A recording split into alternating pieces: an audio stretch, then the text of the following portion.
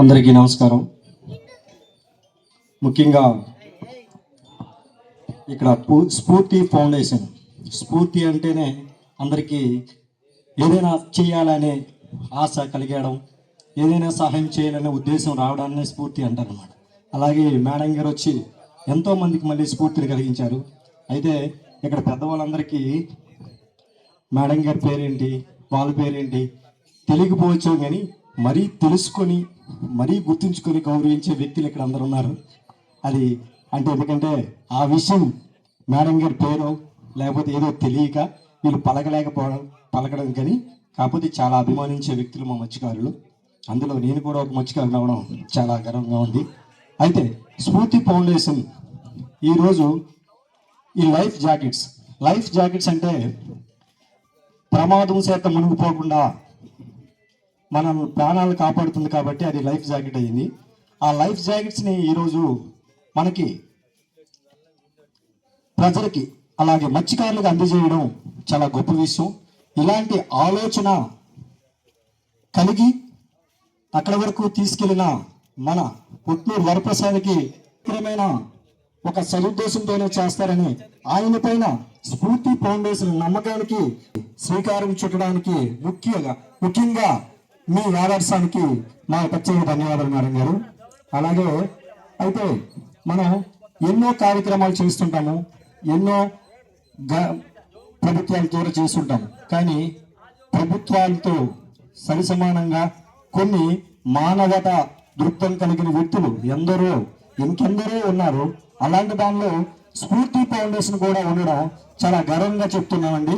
ఈరోజు మాకు స్ఫూర్తి ఫౌండేషన్ ఎక్కడే కాదు, ఎన్నో దగ్గర చాలా కార్యక్రమాలు చేసింది. ఇంతకు ముందే మొన్న ఒక నలుగురు అనాథ అంటే తల్లిదండ్రులు లేని వాళ్ళని, లేకపోతే ఇంకా ఆర్థిక పరిస్థితులు చాలా తక్కువగా ఇబ్బందుల్లో ఉన్న వాళ్ళకి ఓ నలుగురు విద్యార్థులను కూడా చదివించి వాళ్ళ కుటుంబాల్లో వెలుగులు నింపడానికి ఎంతో ప్రయత్నం చేస్తున్న ఈ స్ఫూర్తి ఫౌండేషన్ వారికి ఎన్నిసార్లు ధన్యవాదాలు చెప్తున్నా సరే మాకు అనిపిస్తుందేమో, కానీ మాకైతే కృతజ్ఞత ఇంకా తీర్చుకోలేమేమో అని బాధ ఉంది. అయితే ఇప్పటి వరకు ఎన్నో కార్యక్రమాలు చేసి మన చిన్నగోరిపేటలో కూడా కొన్ని సేవా కార్యక్రమాలు చేశారు.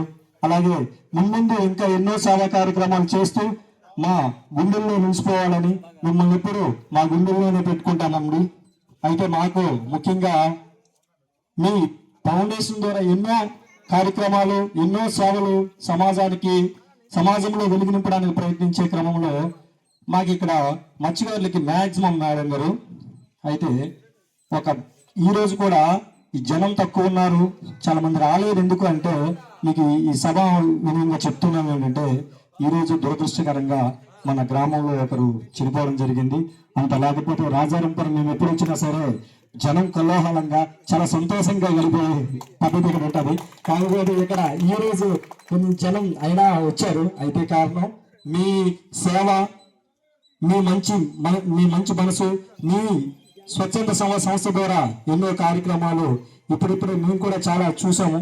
ఇప్పుడు సైట్లో కూడా నేను చాలా అబ్జర్వ్ చేశాను, చాలా బాగున్నాయి. ఇంకా ముందు ఇంకెన్నో సేవా కార్యక్రమాలు చేసి ఇంకా మా మనసులో మీకు సముచిత స్థానం ఇప్పటికే ఉంది, ఇంకా అది పదిలమవ్వాలని కోరుకుంటూ, అలాగే మాకు ఇక్కడ చనిపోయేటప్పుడు మ్యాక్సిమం 45 కిలోమీటర్ల వరకు అంటే ఎక్కడ మనకి ఫ్రిజనర్ బాక్స్ లేదు మేడం గారు. అంటే మా మత్స్యకారులకి అది ఎక్కడ ఉండదు అనమాట. ఒకవేళ అవకాశం ఉన్నట్లయితే మీ మంచి మనసుతో మీరు ఏమైనా అవకాశం కలిగించినట్లయితే ఆ సహాయానికి అంటే మాకు అదే తీసుకోవాలని మాకు ఆశ ఉంటుంది, కానీ దానికి కూడా మీకు కూడా మీ పరిమితులు ఉంటాయి. అలాంటి ఆలోచన మాకు కలిగించినట్లయితే ఇంకా మరింత మాకు సహకరించినట్లుగా అవుతుందని తెలియజేసుకుంటూ అందరికీ మరొకసారి ధన్యవాదాలు చేసుకుంటూ మనస్ఫూర్తిగా ధన్యవాదాలు తెలియజేసుకుంటూ సెలవు తీసుకుంటున్నాను.